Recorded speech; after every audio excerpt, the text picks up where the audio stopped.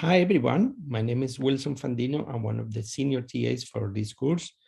And the topic for my presentation today is a very specific topic, which is the difference between fixed and random effects models when it comes to meta-analysis. So I hope you enjoy my presentation, and I hope you learn something new today. To start with, I'm not going to talk about how to do a search strategy, how to look at the different types of biases in meta-analysis, in particular the publication bias. So this presentation is going to be mainly focused on the difference between these two models, the fixed effect models and the random effect models. So the difference really is in terms of the homogeneity of the studies. As you probably know, you can't really do meta-analysis when your studies are different. And when I say different, it could be different in terms of the population that you are looking at, in terms of the outcome, in terms of the inclusion and exclusion criteria, in terms of the methodology used for each study. So when this heterogeneity is significant, you can't combine the results, and then you need to do a systematic review or a qualitative synthesis of this set of studies.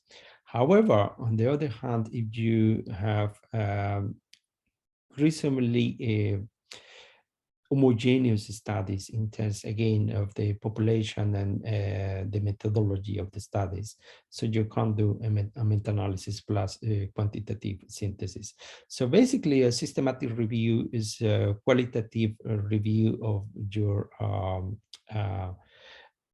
your studies. And on the other hand, the meta-analysis is more a quantitative review of the studies. And then there is another type of review, which is the narrative review, which has nothing to do with systematic review of meta-analysis. It has no methodology, and just review the topic of interest, but you don't follow a specific methodology for that, right?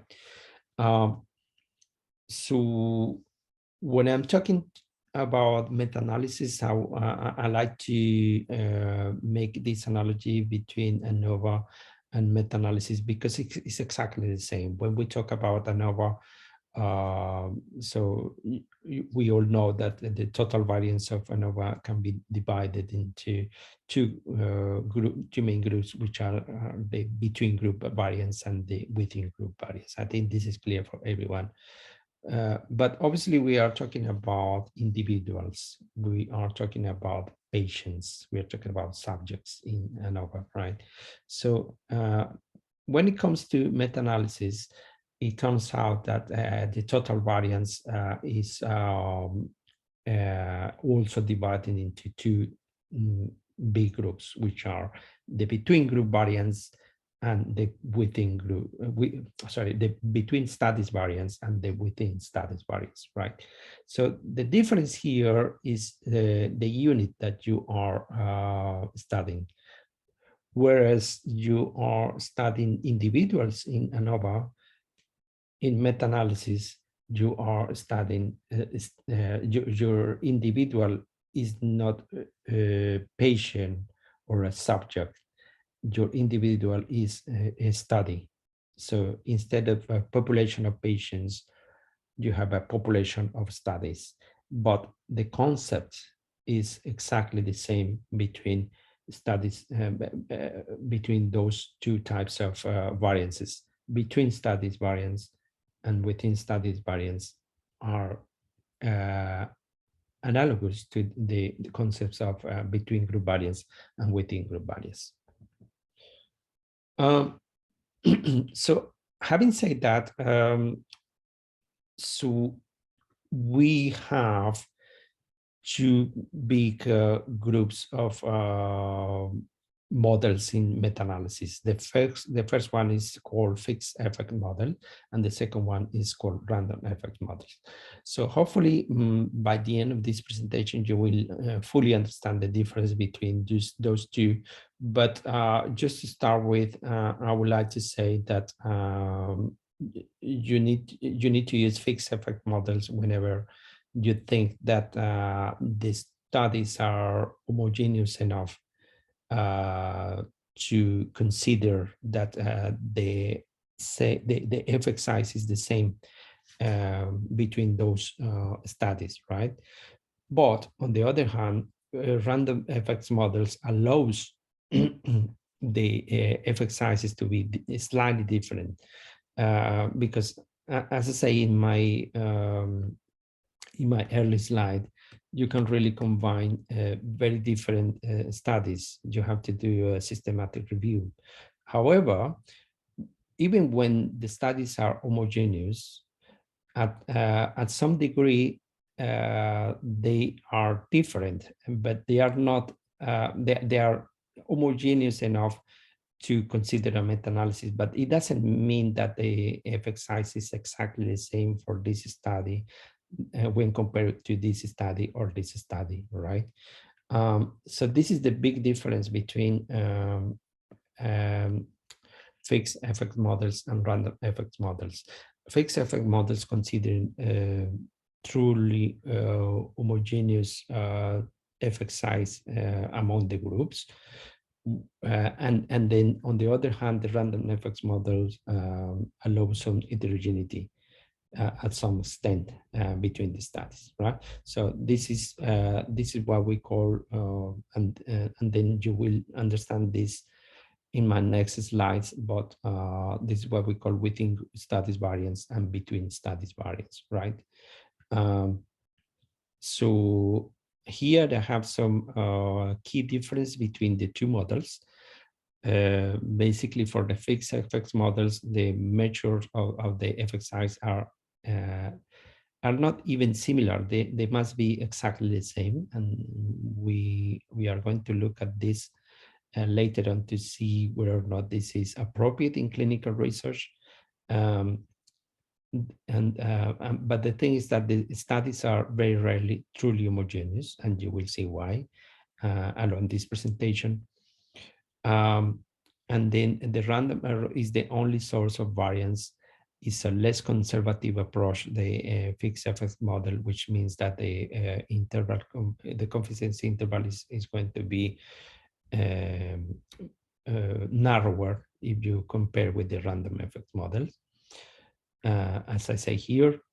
And then on the other hand, for a random effect model, the measure it measures different effect size, and this is the main difference when you compare with the fixed effect model.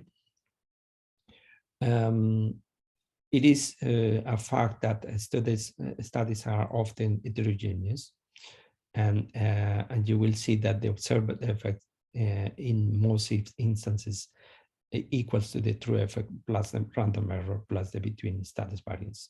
Like I said, I'm going to go through all these concepts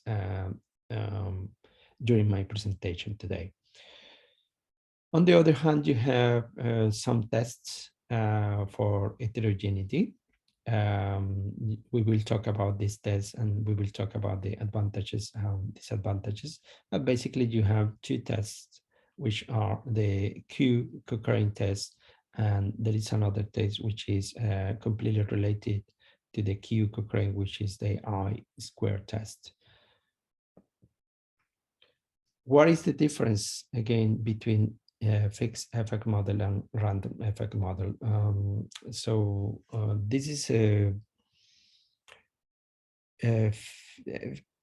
slide that allows me to explain to you what I mean by the fixed effect and the random effect. So basically, for a fixed effect model, the true effect size, the theoretical true effect size, needs to be exactly the same for for every single study. So that means that you're looking at exactly the same effect size and it's not even similar, it's exactly the same, right? So why is it, what is the problem with these models? Why is it unrealistic? Well, because each study, even when they are looking at the same population, they are measuring the same outcome, and they are reasonably homogeneous in terms of the methodology. They are, however, different in many ways. For example, the study one, they may be, the characteristics of the patients may be different from study one to study two when you compare to study two, or from study two to study three. And there's a number of reasons for this. Maybe because this study was conducted in the US. The study two, imagine that it was conducted in the UK.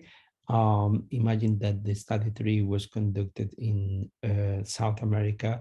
So even when you're looking at the same thing, there are subtle differences between studies that makes you think that the true effect size may not be the same. In any case, when you are using a fixed effect model, all the source of variance is represented here by this distance between the square and the circle. So the circle is like the expected effect size. And because the expected effect size is equal for all the studies, and the black boxes are representing the observed effect size for each study, right? So the variance,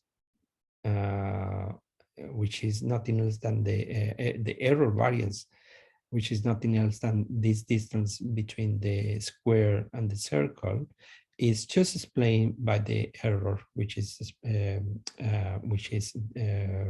represented here by epsilon I, right? So the observed effect size for a given study is given by the true effect size, which is represented here by theta, right? Plus the error of the measure, the residual error. And the residual error is nothing else than this distance between the square and the circle, right?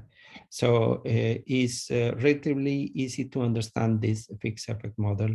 And you will see that there are a number of approaches to look at this model. The first one is the inverse variance method. The second one is the Mantel-Hansel method, especially for binary outcomes. And the third one is the Petro method, developed by the British statistician Richard Petro. Now, it becomes slightly more complicated when we are talking about random effects model. And it's more complicated because now, in this case, we have two sources of variances, right? And the reason for this is because we are not assuming that the true effect size is the same, as you can see here. Is not the same. We are not assuming that they are the same. And this is more realistic because, like I said, even when the studies are homogeneous enough to combine them in a meta-analysis, you can't really say that the effect size of the study one is exactly the same as study two and study three and study four, study five. This is a very risky assumption. And we like to think that the effect size are actually similar, but not identical. What I mean by this is that there is a further source of variance, which is exactly this variance that is added here, right?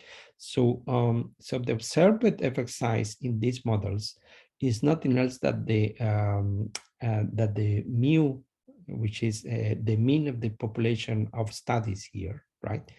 And the mean of the population of studies is just the result of this distribution of effect sizes. which are represented here in green circles, right? Because they are different, they do have a distribution. And when looking at this distribution, so they have a mean, which is the mu, is the mean of the population of all possible studies that you can include. This is more a theoretical concept, right? And then, so there are two sources of variance. So we already talked about the sampling variance, which is the epsilon here, is exactly this variance. But then, as you can see here, there is a further source of variance, which is the tau square. And the tau square is nothing else than the between study variance, right? So this is the between study variance. And then what is the error variance? Is the within study variance. So hopefully by now it's becoming clear that the main difference between the fixed effect model and the random effect model is just the way that we analyze the variance. While in fixed effect models, the only source of variance is the sampling variance or the within group variance. In a random effects models, we have actually two sources of variance: the between group variance, which is this distance, and the error variance, which is exactly this one, this distance between the square and the circle, right? And then this is another way to think about the fixed and random effects models. So again, you have a distribution here with a mean of theta, and then with a variance of sigma square here, which is represented here, right? And then the variance is only explained by the residual error, which is this epsilon, and it's just the distance between the observed value and the expected value, right? However, on the other hand, you have here two sources of variance with two different distributions, right? So the first source of variance again is exactly this one, with a mean of theta and with a variance of sigma square, right? But because you are considering that the effect sizes are different between studies, so you have a further distribution here, which is between the mu or the population of the theoretical studies and the actual value of theta, right? So because of that, we have two additive variances, which are the epsilon and this one represented here by this distance between theta and mu, right? So this distance is nothing else than the within group variance, and this distance here between the theta and the mu is nothing else than the between group variance. Now, there are multiple approaches to look at the weights, actually, because in the end, all you have to do with meta-analysis is to weigh the studies. And the weight, one of the most useful methods to weigh the study is just by measuring the sample size, right? And because of the sample size, so you are going to assign more weight for those studies with less variance, with a very tiny variance, and less weight for those studies with a bigger variance. In other words, what we are going to do here is just to weigh the studies based on the sample size. So large sample size are going to have more weight than the small sample size, which kind of makes sense. And this is the basis of the estimation of overall effect size for both fixed and random effect models. So this is why it's important to understand these concepts. And then in this theoretical example, I've got 5 studies, and you have 2 groups, which are the treatment group and the control group. So you have the events here and not events, and events and not events, right? So basically for every single study, what I'm trying to represent here is just a contingency table, but represented in another way, right? But you have the 4 components of the basically of a basic 2 times 2 contingency table, which are A, B, C, and D, right? So for study 1, you have the data here. For the study 2, you have some more data here, and so on, right? So based on this, obviously you can estimate your odds ratio. Remember that the odds ratio is nothing else than the multiplication between A times D and divided by BC, right? So you multiply 3 times 48 and divide this result by 67 times 32, you will have 0.21 of odds ratio, right? And all you need to do is just to take the logarithm of this odds ratio, and then just weight the study based on the variance of the odds ratio, right? So the variance, because we are going to talk about the inverse variance, we have to calculate first the variance and then take the reciprocal of that value. In this particular case, as you may remember, the variance of the odds ratio by the delta method is nothing less than the reciprocal of A plus the reciprocal of B plus the reciprocal of C plus the reciprocal of D. This is the variance for the odds ratio by the delta method. So when you are doing this carefully with your calculator, so you will come with this result. And you will come with within studies variance for every single study, right? And then you have to weight your study. And like I said, in this method, so you just need to calculate the reciprocal of this variance. So it's nothing less than 1 over 0.1439. So if you divide 1 over 0.1439, you will obtain 6.94. And then basically this is going to be the weight of your studies, right? So you see, for example, here that the study number 4, the weight for the study number 4 is approximately 4 times when you compare with the study 2, for example, right? And then you have here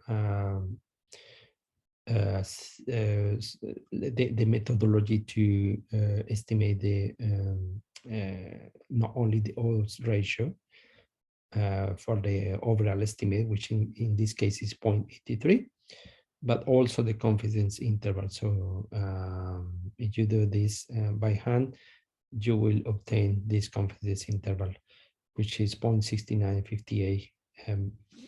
It is between 0.6958 and 0.99, because it doesn't include the 1, and we are talking about odds ratio. So we can say that this is significant. Now, for the sake of time, I'm not going to talk about the PITO method or the Manton and Hansel method for fixed effect models.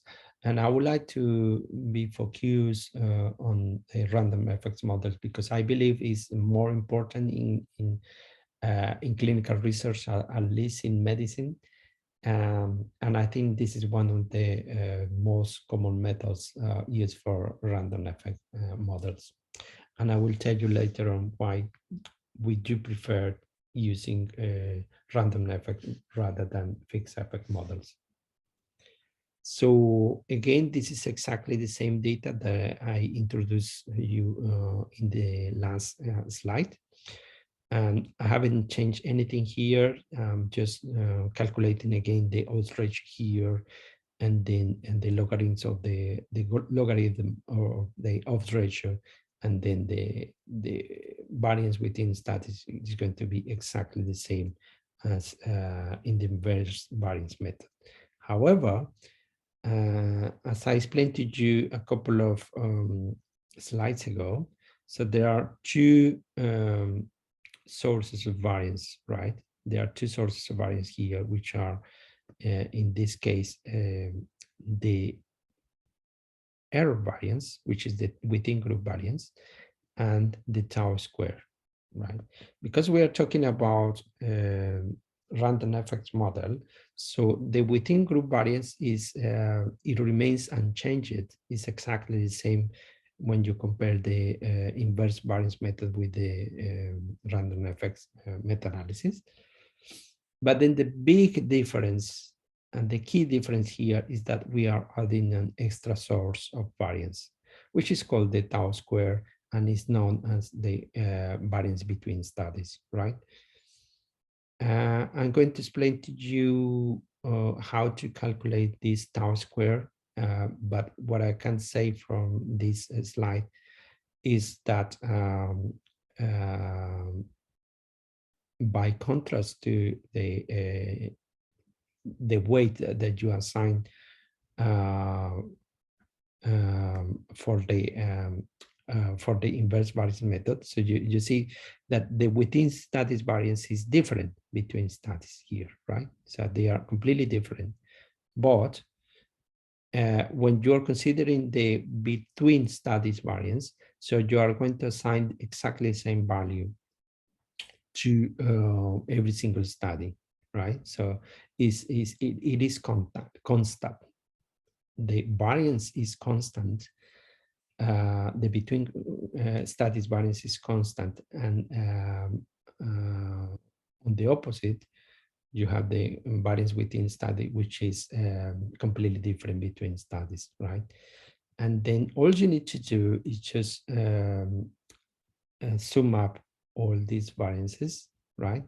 And then take the reciprocal for this, and you will obtain the weight for that particular study. So obviously the weight is going to be different because there is extra source of variance, which is the between group variance, right? And then again, this is the methodology to calculate the odds ratio for this particular meta-analysis, right?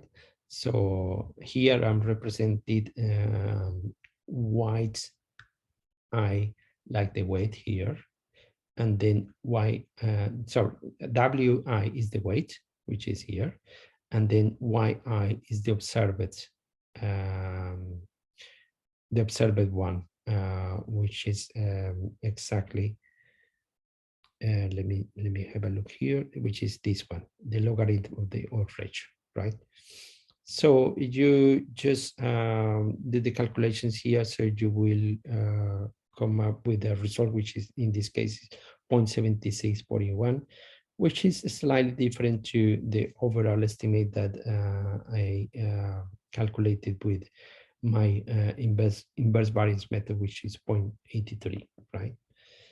And then interestingly, when you are doing the 95% confidence interval exactly for the same data, so you will have a confidence interval between 0.5331 and 1.0952, because it's including the one, so it's not significant anymore, even when we are talking about the same data set.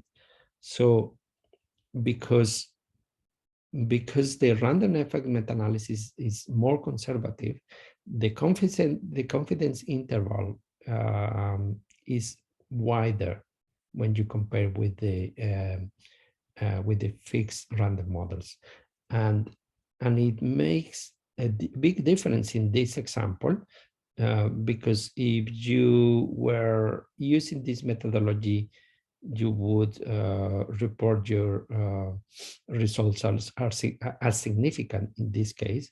But surprisingly, or even not surprisingly, because you have an extra source of variance there, but it's interestingly, so when you are using the random effects meta-analysis, this result is not significant anymore. Now, I did introduce a concept here, which is the variance between studies. And I say the variance between studies is just the tau square. And then in this particular example was 0.0947.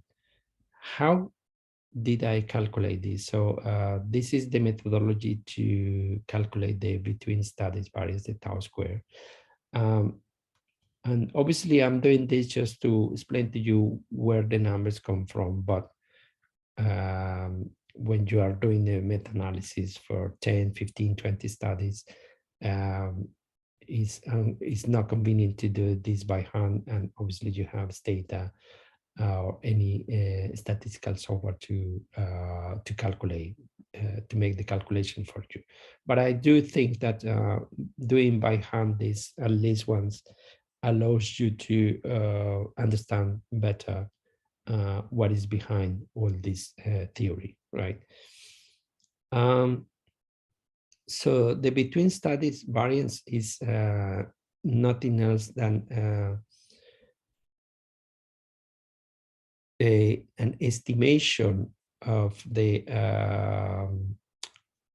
variance between those studies, and here you have the formula to work on that.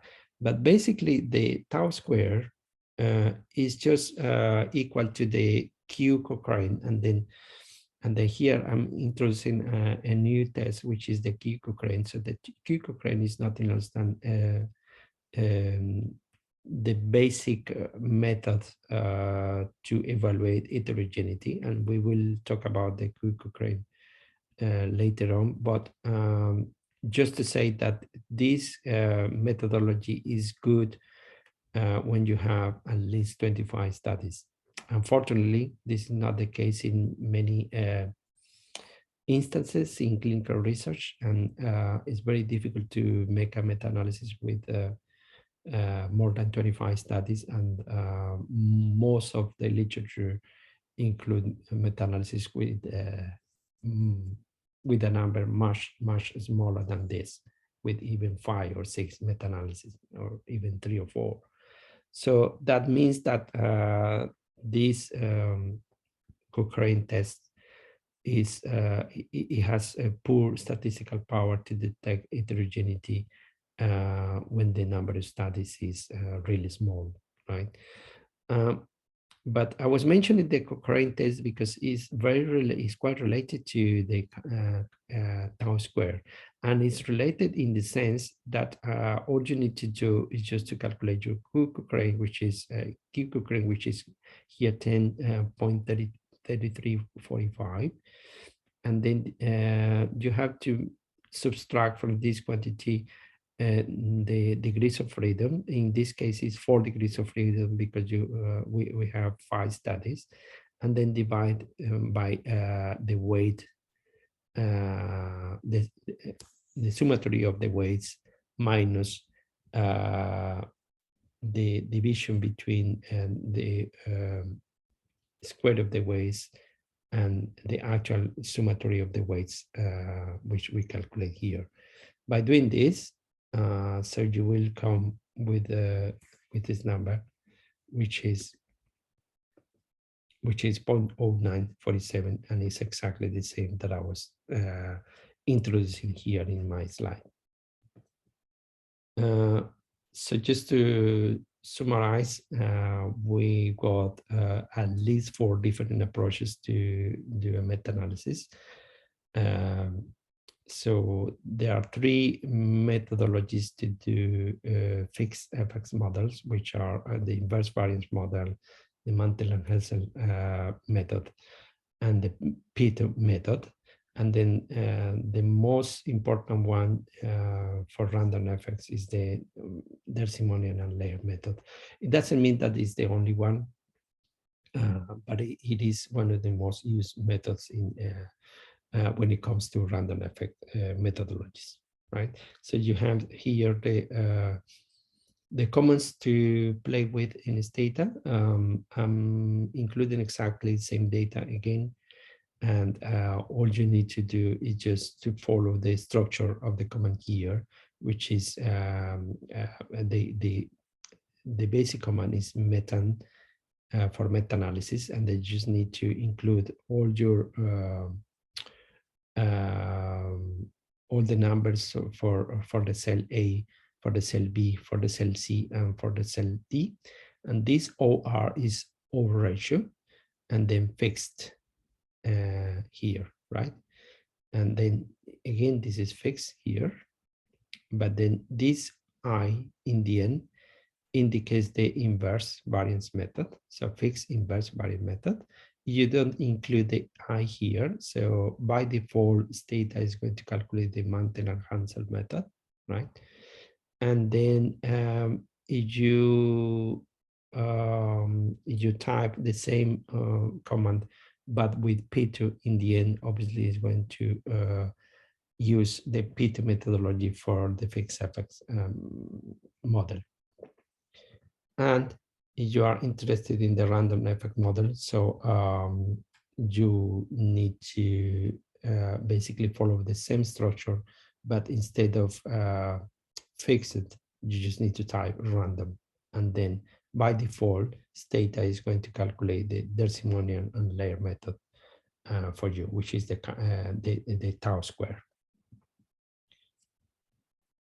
And then this slide allows me to talk a little bit about the difference between the two models when it comes to the forest plot. So this is based again on the same example that I introduced a couple of slides ago. So again, you have the 5 studies here, and then the first thing that you may notice is that the sizes of the boxes are different when you compare the fixed effect model with the random effects models. And the size of the boxes are proportional to the weight of the study, right?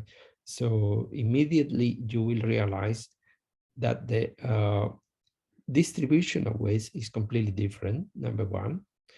And more importantly, the distribution is more balanced when you talk about the random effect models, number two, right?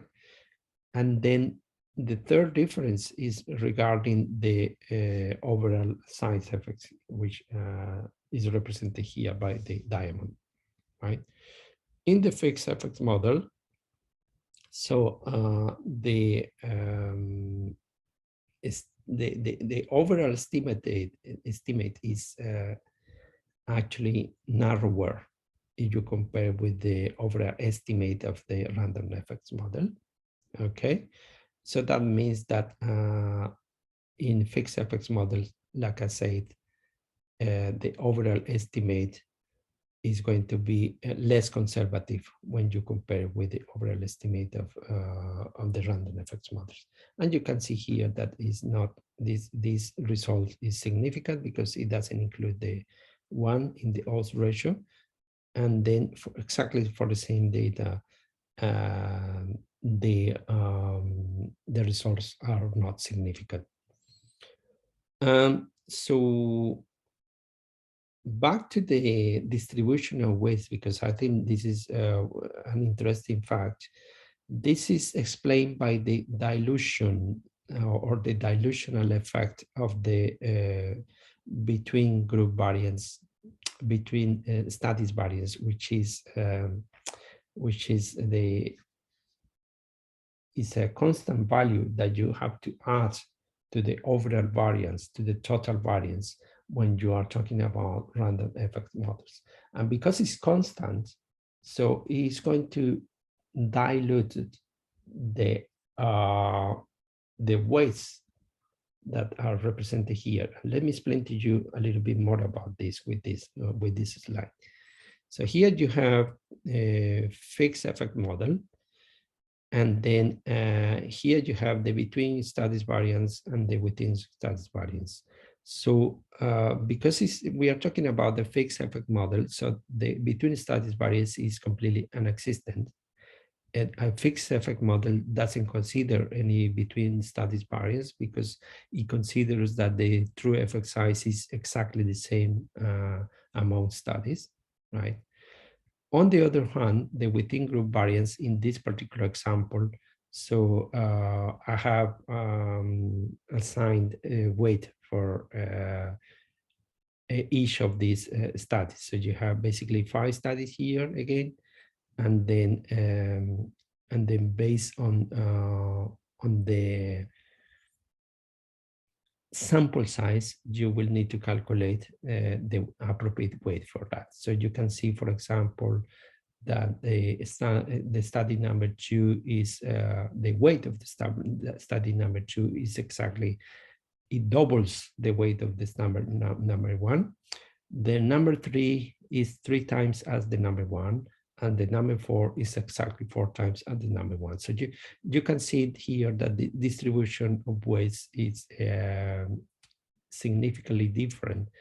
For example, if you compare the study number 4 with the study number 5 with the study number 4 is 5 times larger the weight for the standard study number 5 when you compare with the study number 1, right? So the difference between weights are significant and substantial, okay? Now, what happens with the between studies variance? So because this is an essential component of the random effects model, and I say that this weight it remains constant across groups. So in this particular example, I assign a weight of 12.5, right? And then proportionally, this is going to be less weight, right? Because this weight accounts for some proportion of the total weight, right? So even when the proportions are equal when compared with this model, when you sum up all this weight, for example, for the study number 1, it's just 12.5% plus 2.5% is 15%, and so on. So you will see that the distribution of weights is completely different and is more balanced when you compare the random effects model with the fixed effects model, right? And again, the reason for this is because there is an dilutional effect of this between study variance that makes the distribution of weights more balanced when it comes to the random effects model. So just to summarize my presentation for today, so I would say that there are key differences between fixed effect models and random effect models. The first one, and probably the most important one, is the true effect size. So for fixed effect models, we assume that the true effect size is identical among studies. For the random effects models, we are not considering those effect size equal, but different. They are slightly different. They differ slightly among studies, and therefore the immediate consequence of this is that the default model, it should not be the fixed effect models whatsoever, right? It's not recommended unless the assumption of identical true effect sizes holds. There is only one exception to this, which is, for example, when we are talking about in the pharmaceutical industry, when you are trying to run exactly the same clinical trials with the same population, same intervention, same follow-up, same methodology, but you are just doing a series of clinical trials to confirm whether or not an intervention or a medication in this case is useful. So only in that particular case, when the studies are, when it's sensible to think that the true effect sizes are equal, only in that particular scenario, the fixed effect models may be appropriate. However, as you can tell, in most instances of clinical research, the methodology of studies are slightly different, even when you are looking at the same population, same outcome, and similar inclusion and exclusion criteria, right? So this is why the default model should be the random effect model, right? If you need to go for a default model, contrary to what some people believe, that the fixed effect, you should start with a fixed effect model, is not recommended. The recommended default model is the random effect model in most instances in clinical research. So the source of variances obviously are different. Like I explained to you, the fixed effects models consider only the within study variance, whereas the random effects models consider both the within and between studies variance. And then the weight distribution across studies, it only depends on the sample size in the case of the fixed effect models, but it's more balanced in the case of random effects models, precisely because it includes a constant value for the between studies values, for the between studies variance. And the interval confidence is less conservative, by which I mean that is narrower in the fixed effect model. So you have to be careful with this, as I explained in my example. And then it's more conservative, or in other words, wider when you consider random effects models.